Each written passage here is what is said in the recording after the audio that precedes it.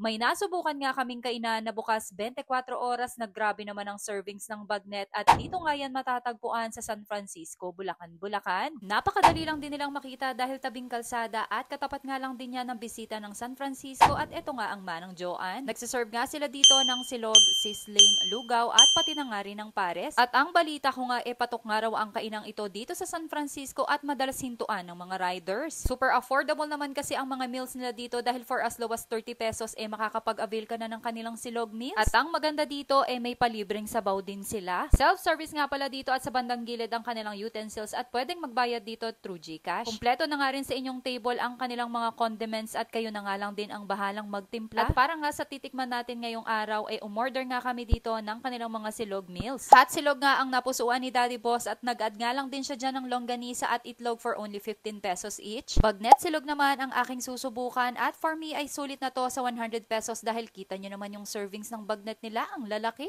Personally ay nag-enjoy talaga ako dito sa aking food trip sa Manang Joanne. Kita nyo naman ang ebidensya kahit namumuwalan pa nga sunod-sunod na nga ang pagsubo sa pagkain. Nagpaad nga rin pala kami dito ng lumpiang toge na ang sarap nga dahil crispy pa yung balat at bagong luto. At dahil nagustuhan ko talaga ang bagnet kaya eto at nag-order nga rin kami ng solo na 120 pesos, good for 2 to 3 person na. At kung hanap mo naman ay soft drinks available din yan dito. Kaya kung mapapagawi rin kayo dito sa San Francisco, try nyo na rin dito sa Manang Joanne.